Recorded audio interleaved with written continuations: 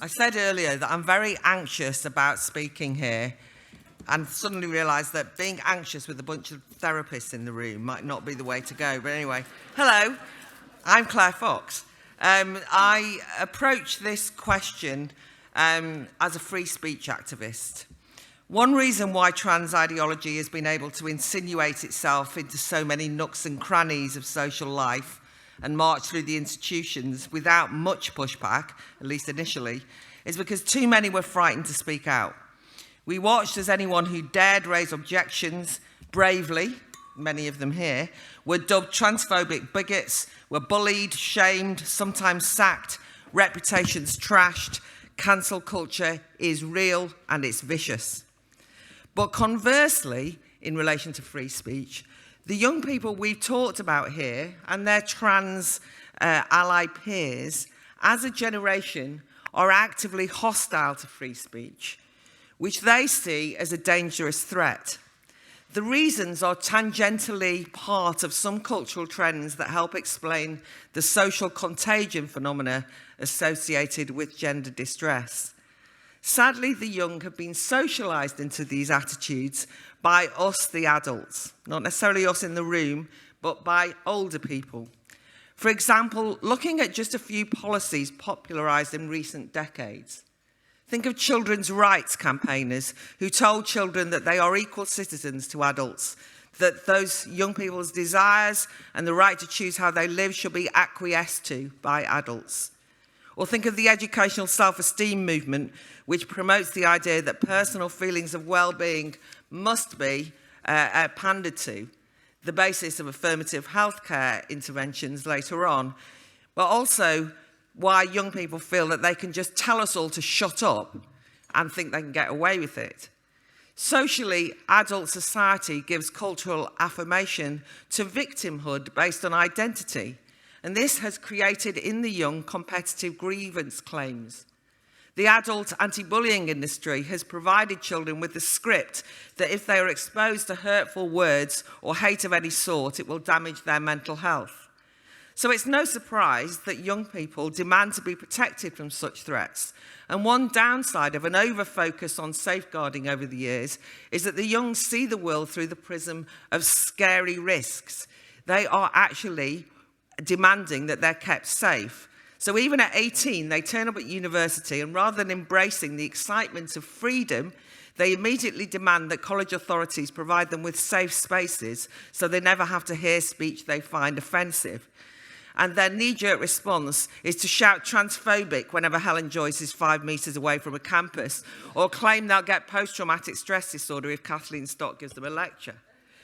It is these cultural and censorious trends that we need to focus on confronting and untangling, and I think are the real challenges of today. But I worry that these broader debates are being sidelined by what I consider to be a narrow focus on lawfare, that is, tackling free speech disputes using the law courts. I'm rather anxious here because I'm standing alongside Jan from the Free Speech Union, which is a brilliant organisation, and I'm likely to need them and have used them to defend us all legally when we face cancel culture. And of course, Akua, a barrister that I'm totally in awe of.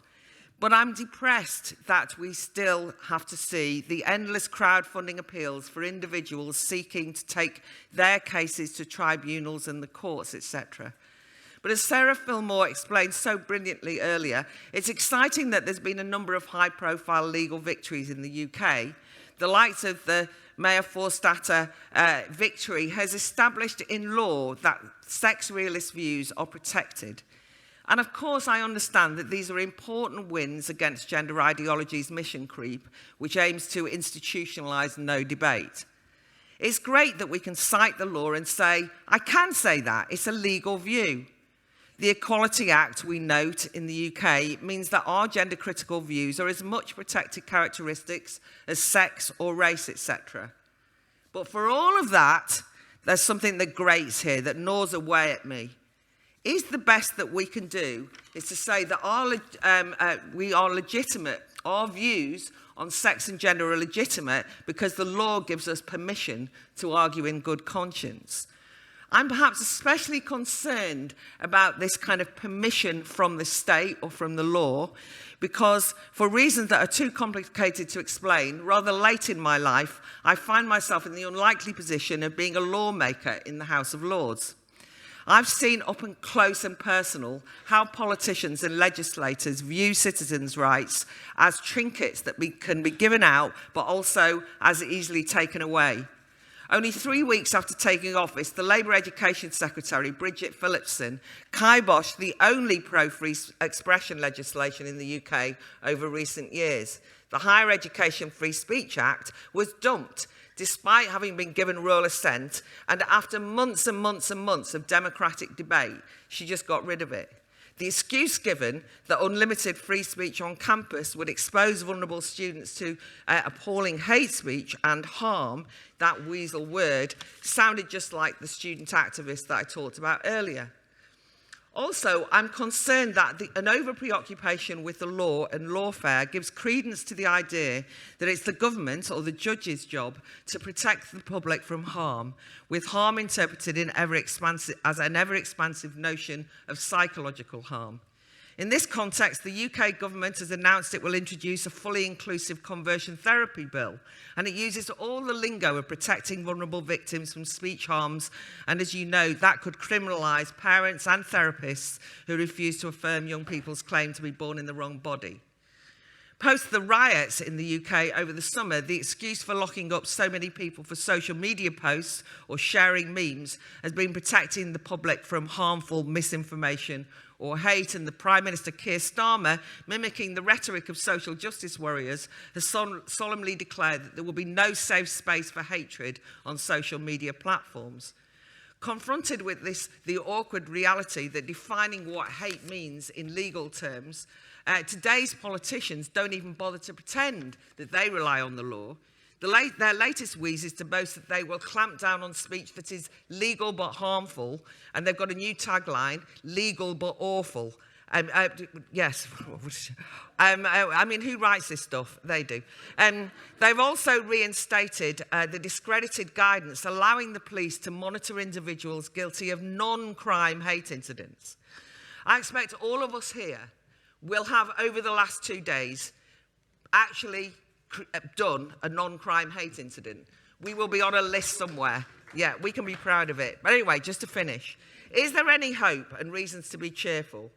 The increasing evidence is that there's a growing kickback from Gen Zers who resent the imposition of stifling conformity and are speaking out against their own peers' censorship. We organised an event called Living Freedom, which this year was inundated with applicants. Young people are now saying that they've had enough too. They might not agree with everything that you've heard here today, but they will at least want to ask questions. Also, the rhetorical device of isolating individuals by labelling them as bigots, hate mongers, far right and so on is just not sticking. People are cynical. Somebody said recently, we're all far right now. And by the way, they were from the far left. There's lots of grassroots solidarity in existence, and at our annual Battle of Ideas Festival, which I invite you all to in London, 19th and 20th of October, we find more and more groups turning up. We need to win the culture wars, and my only point is we're going to do that bottom up, not by depending on the law courts, the judges, the politicians, or the legal apparatus. Too technocratic for me.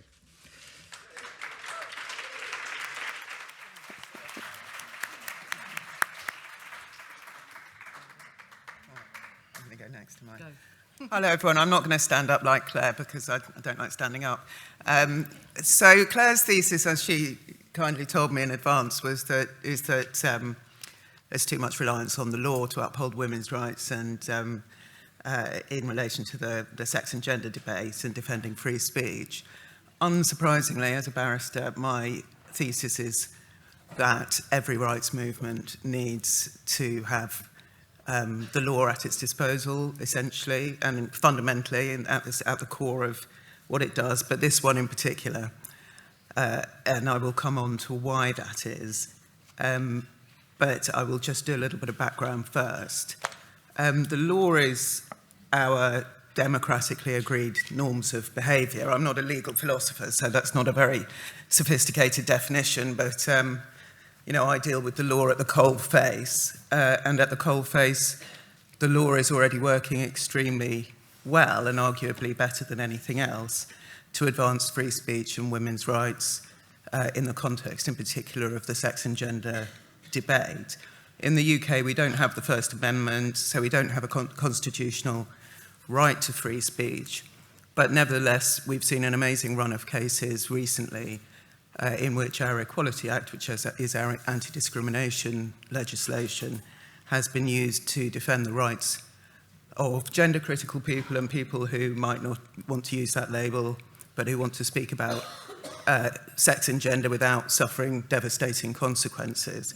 Started, of course, with Maya Forstater's case against her employer, CGD, in which she established that gender-critical beliefs are a protected philosophical belief under the Equality Act. And following that, there's been this extraordinary line of case law which has had a very, very high success rate.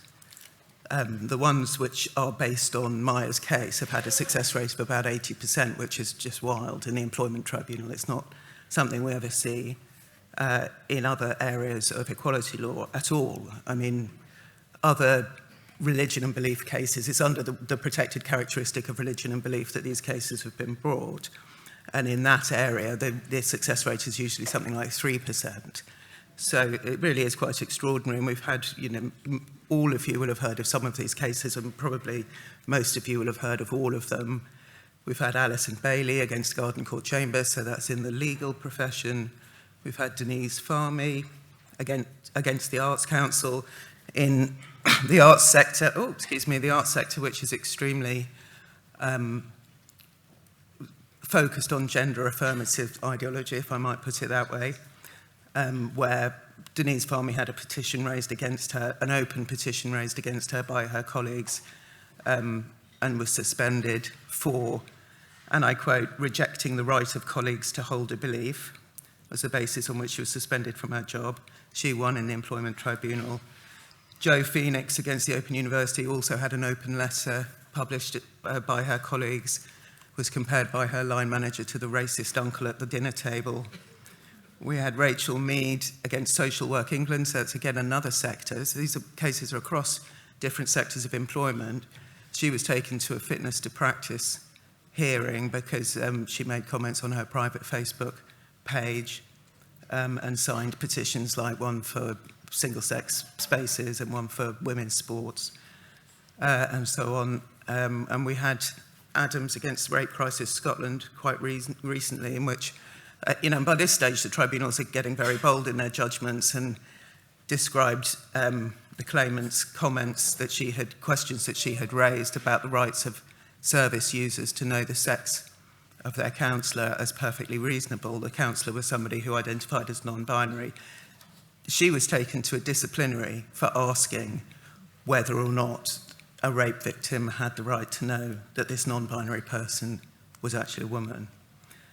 But there we are.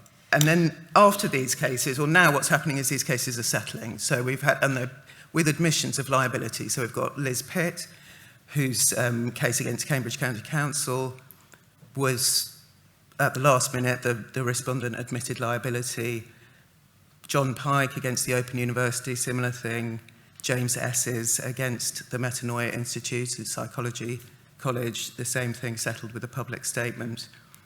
And on it goes. So my point is that these cases are not only impressive in their own right, but they're also the launch pad for a lot of activist and political work that can be done. As Maya said, when she won her appeal, as a result of that, people could be a little bit braver that day than they had been the day before, people who are gender critical. That single legal decision at appeal level has had a ripple effect across the culture and politics, and given activists and politicians the legitimacy and power that they need to work on the ground. And there's been some significant movement from government as well as a result. And people in public life are slowly sort of popping their heads up above the parapet and rowing back from a gender affirmative approach in institutions.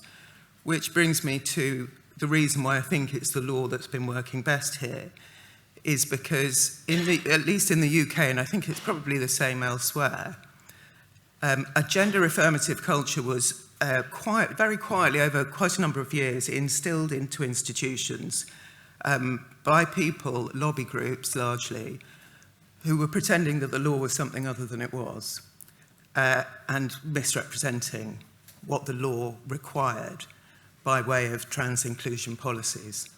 Sounds very dull, talking about, internal policies and procedures, but it really was an extraordinary power grab, and it worked.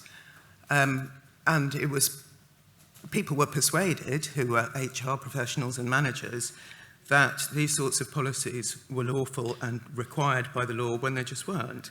Policies which, for instance, say that any questioning of a person's gender amounts to unlawful harassment, or any misgendering is harassment, or people should be allowed to use the toilet facilities that match their gender identity, or that any expression of gender-critical belief is something which ought to lead to disciplinary action. We see those sorts of policies all over the place. And the fact is that as long as people who are in charge of institutions believe that these things are required by law, they will carry on doing it.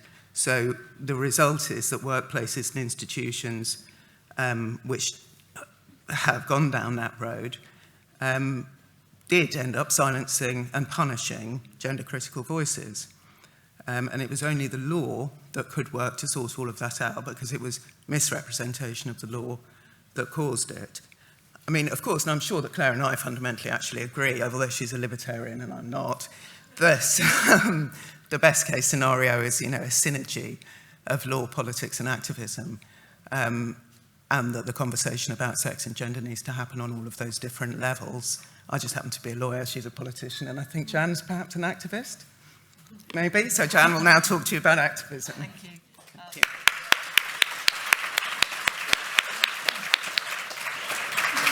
I'm also going to stay seated because I find it difficult to breathe, stand and speak at the same time. And after the talk this morning, I think it's something I should talk to my mother about, because it's clearly something with deep psychological roots. Anyway, so another talk this morning, that of Stephen B. Levine, he spoke about and started off the day brilliantly with reference to Freud's recognition of the fundamental nature to us humans of love and of work. And we spent most of the day, I think, probably thinking about the love side of that dyad. And so many of you in the room have become expert in preserving the ability to love in the face of fracturing family relationships and fracturing selves. And people have been talking about the bonds between people. And what's so amazing in this room is that you've kind of created a community out of the most devastating fractures, and the kind of emotional power of that is not lost on any of us who have come to it rather later than you have. But I want to turn our attention to the other side of the love-work dyad, to the work side, and to the significance of work and of what happens when that part of ourselves comes under attack. Because I do think that work is as important to us as love. And in the 4.5 years of our existence as the Free Speech Union, we've become expert, thankfully, in understanding the attack on people's working lives and in protecting individuals when an onslaught comes at them and overwhelms them or threatens to overwhelm them. So we now have 20,000 paying members of the Free Speech Union, and almost 3,000 of those have required our services as cases in 4.5 years. And when I looked at our data, 46% of those cases arise in the workplace, and 44% of all of our cases relate to sex or gender, which actually means in practice that those are people who have challenged the trans phenomenon. And as you all know, there are no two sides in this battle conducting the fight in equally toxic terms. Even though Dr. Hilary Cass, I think, felt that she had to put it in those terms, I think we all know that this hasn't been an equal fight with equally dirty tactics taking place. So some of our casework are the the high-profile cases, such as those that will end up in Akua's hands, and those that end up in the courtroom. But most do not get that far. Most of the people that need our support and our advice don't go as far as even getting into a courtroom. They're of a much more everyday character in some respects, but nevertheless, I think they still represent a very brutal attack, not just on an individual's ability to express an aspect of themselves at work, which may reasonably be limited sometimes in some contexts. You know, we don't actually want people to bring their whole selves to work, as was referenced earlier, because all hell would break loose and there would be very little professionalism on display. But it's also an attack, more importantly, I think, on an individual's ability to express themselves through work and through the work that they have invested themselves in. And one of the examples I was thinking of this is Gillian Phillip, who some of you will probably be aware of. And Gillian was an author of young adult fiction, who was summarily sacked overnight, not long after the loss of her husband, because she reposted a tweet in support of J.K. Rowling.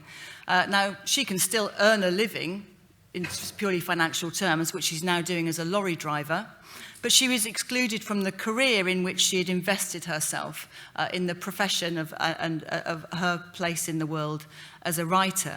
And so, you know, for those of us who are lucky enough to do the work that we love, I think we can all probably appreciate what it means to have that destroyed by hostile forces outside of ourselves. This isn't a question of us becoming unable to do our work. It's about the work being taken from us from the outside. This isn't just reducible to the removal of livelihoods, but it's an unpersoning. It's an unpersoning of an individual, which for me is always the thing that absolutely gets me in the guts when I hear about a new case coming through our phone lines, our emails, and being discussed by the case team. Because I think it's a denial of our place in the social world in the kind of fullest sense of ourselves. So I think the attacks on our ability, our freedom to work, are enacted and experienced individually. But what the Free Speech Union has learnt how to do, I think, is to work with people to convert that experience into a collective one.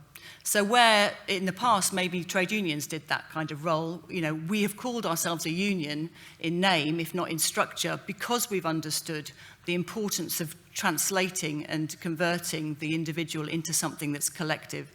And this happens in a multitude of ways for us. There's the moral support, which is wonderful coming to these kind of events. People come up to me, even though I don't do any casework and I have no legal qualifications, and say to me, you know, thank you so much for what you do. And I immediately pass it on to my colleagues who don't get to come to Lisbon, but are stuck at home doing the heavy graft of legal work. It's that moral support of understanding what somebody who's experiencing a cancellation is experiencing, and that we can help them to regain control of the situation and to help them to shape the story and amplify that story if that's what they want in the media. And yes, part of that is the legal defence work that often comes alongside it, but I think the other aspects of what we do are equally important. And so law is part of the equation, but the uncancelling of the person is the overall aim. And through the cumulative experience of our individual casework, what we're learning to do, I think, is to illuminate the tripwires that have been laid throughout the captured territory. And, you know, for those of you who maybe don't speak English in the same way that I do, then a tripwire is a concealed trigger. It's designed to destroy the person who trespasses into enemy territory. And thinking about it, I often think about it in terms of that metaphor. And there are, I think, three, maybe more, but three I can think of, different types of people who come our way and seek our support. There's those people who stumble across a tripwire without having realised that the tripwires were even there in the first place, and not realising that they were even in enemy territory. They thought they were just going to work, they thought they were just having a conversation, or they thought they were just participating in diversity, equity, inclusion training and expressing themselves in the way they'd been encouraged to do, which is that you're very welcome welcome to raise questions, and of course is a very open environment. A number of times we hear this, and we know already that that's not true. But a lot of people don't know that, and so they stumble into these traps that have been set. And they think this is their workplace. This is the place where their friends are, their colleagues are, where they're respected. And suddenly they become the enemy in that place where they still have to go, and that's the only place by which they can support themselves. And the second type of person are those people who know the tripwires are there for other people, but are surprised to learn that they operate indiscriminately. And they're asking a very reasonable question in a reasonable way is as threatening to a captured organisation as making an angry outburst challenge to the kind of new language or the new guidance and the new ideology that may be coming their way. And those who know, the third category is those who know exactly what they're doing and are knowingly stepping up and stepping onto the tripwire, holding it down so others can come through because they've determined to hold the line. And so for every one of them, I would refer back to something Stephen Levine also said this morning, which was that the response is one of shock and betrayal. And the betrayal comes even amongst those who knew what they were doing, because the sort of institution that they believed in, the professionals that they thought were their colleagues, turn on them in a way that they didn't anticipate, and even more people turn on them than the people they thought might turn on them. And it turns out that bureaucrats are running the show, bureaucrats who they didn't even know existed and certainly didn't realise they wielded the power that they did. So I suppose what I want to convey really is that through legal defence work, when it's successful, it's important because it has the potential to focus attention on a very precise argument to kind of recapture territory and plant a flag that others can pick up and wave in their own stage of the battle. But even when it fails, it potentially transforms the degrading experience of workplace-based cancellation into a fight for justice. And it potentially transforms the victim into an exemplar of a problem.